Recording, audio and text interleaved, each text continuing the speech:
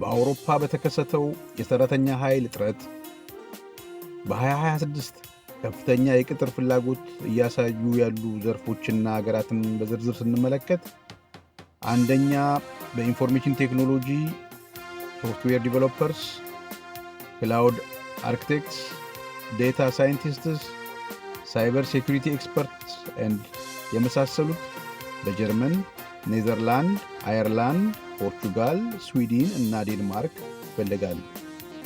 ሁለተኛ በሎጂስቲክ እና ትራንስፖርት ሾፌሮች በተለይም የከባድ መኪና አሽከርካሪዎች፣ የፎርክሊፍት እና ሌሎች ማሽን ኦፕሬተሮች፣ የዌርሃውስ እና ስቶር ኪፐሮች በፖርቹጋል፣ ሃንግሪ እና ስሎቫኪያ እየተፈለጉ ነው።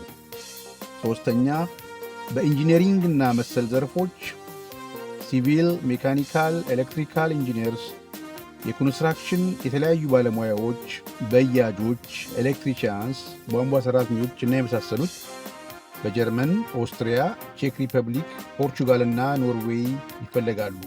አራተኛ በሆስፒታሊቲ እና ቱሪዝም ዘርፍ ሼፎች፣ ሆቴል ማኔጅመንት ባለሙያዎች፣ ሪሴፕሽን እና ቱር ጋይድ የመሳሰሉት ባለሙያዎች በፖርቹጋል፣ ስፔን፣ ግሪክ እና በመላው ደቡብ አውሮፓ እየተፈለጉ ነው። አምስተኛ በጤና ዘርፍ ዶክተርስ፣ ነርስስ፣ ኬርጊቨርስ፣ ሜዲካል ቴክኒሽያንስ፣ ፊዚዮቴራፒስትስ በጀርመን፣ ፖርቹጋል፣ ፖላንድ፣ ፊንላንድ እና ኦስትሪያ ይፈለጋል። በአውሮፓ ጀርመን ዋናዋ ሰራተኛ ፈላጊ አገር ስትሆን ለሰለጠነ የሰው ኃይል ኢዩ ብሉ ካርድ የሚባል ስርዓት፣ በከፊል ለሰለጠኑት ደግሞ ጆብ ሲከር ቪዛ የሚባል አዘጋጅታ ተቀጣሪዎቿን እየተጠባበቀች ነው።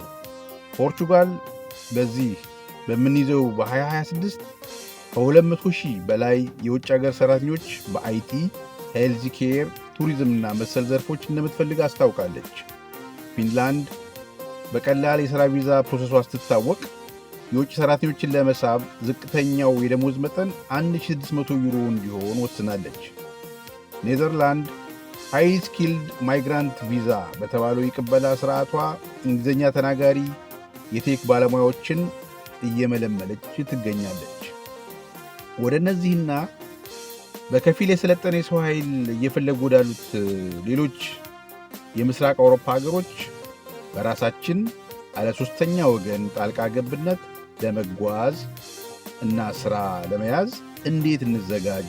እንዴትስ አድርገን ሥራ እንፈልግ? ምን ዶክመንቶችን እናዘጋጅ? ቪዛስ እንዴት እንጠይቅ? ለእነዚህና ለመሰል ደረጃ በደረጃ የምንሄድባቸው መረጃዎች ተከተሉኝ። ለወዳጆቹ ሼርና ሪፖስት ያድርጉና ተከታታይ መረጃዎችን ያግኙ። ጤና